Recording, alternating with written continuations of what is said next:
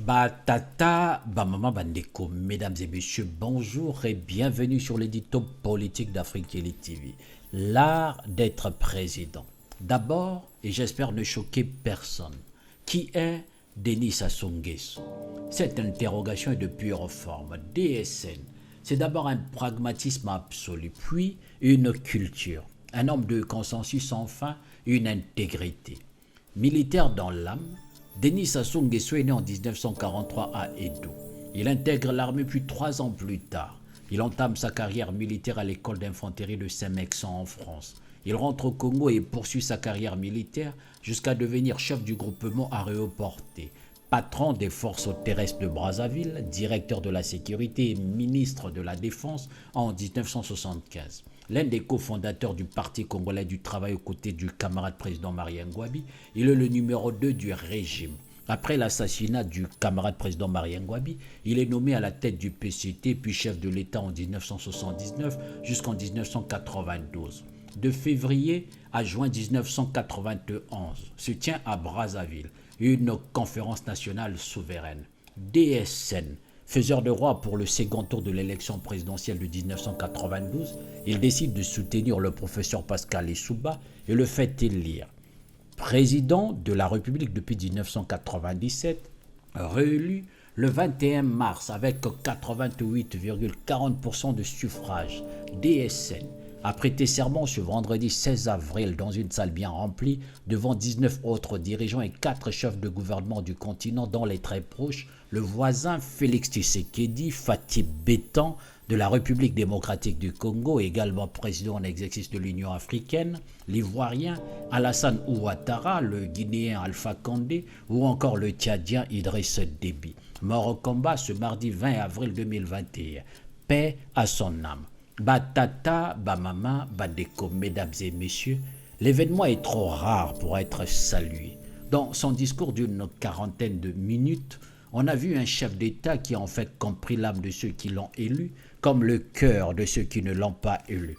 Il s'engage à consolider des fondements du vivre ensemble, à développer l'agriculture de façon soutenue pour sortir le pays de la dépendance au pétrole et aux importations. Une révolution avec l'implication de la jeunesse, a-t-il précisé. De donner au Congo la dimension mondiale qu'il mérite en matière de l'environnement et de la biodiversité. Car, depuis le sommet de Rio en 1990, il a compris que le soft power congolais reposait aussi sur l'environnement.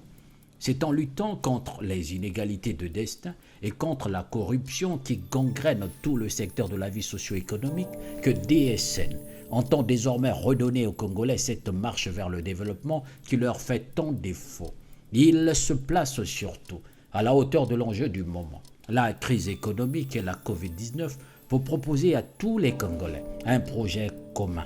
Ensemble, poursuivons la marche vers le développement. Passer en revue l'ensemble des mots qui agitent le pays aujourd'hui. Le président de la République a dit qu'il veillerait. Farouche défenseur de l'Union africaine, de la Libye à la Centrafrique en passant par la RDC, DSN poursuit une carrière de médiateur qui connut ses heures de gloire dans les années 80, avec l'indépendance de la Namibie et le retrait des Cubains d'Angola, sans oublier la libération de Nelson Mandela. Il prône également la paix dans le monde et en particulier en Afrique. Batata, Bamama, Bandeko, mesdames et messieurs, qui d'entre nous peut être suffisamment assuré de ses certitudes pour ne pas avoir l'honnêteté intellectuelle de reconnaître que le président de la République est très fort en politique internationale, mais n'est pas le même lorsqu'il s'agit de la politique nationale. Le premier est respectable quand le second ne cesse pas parfois de décevoir. Face à ce constat, qui n'est pas recusable sauf à ne pas vouloir voir ce qu'il s'affiche et se développe, qu'on nous épargne les arguments classiques. La cérémonie d'investiture a duré 5 heures et s'est clôturée par une parade militaire. Batata, Bamama, Bandeko, mesdames et messieurs, contrairement à ce que certains prétendent, lorsqu'on s'aventure à dire du bien du président de la République, on ne devient pas pour cela un inconditionnel, voire pire, un idolâtre. Je ne sais pas d'ailleurs si cette dernière catégorie, même au Parti congolais du travail, est encore consistante.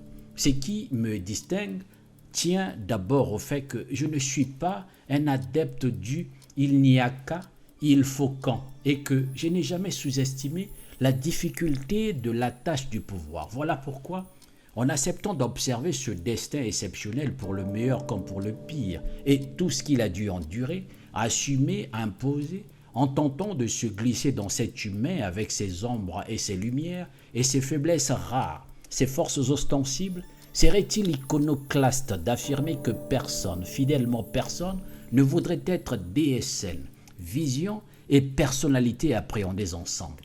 Batata, Bamama, Bandeko, mesdames et messieurs, l'actualité infiniment bouleversée et bouleversante depuis l'avènement du Covid-19, avec ses déplorables conséquences économiques et sociales d'une ampleur inédite, ses faillites multiples, les activités stoppées net, ajoutées à cela une fin de non-recevoir du FMI datant du 15 avril, sans oublier la diffusion d'un climat catastrophique, au sens propre comme au sens figuré.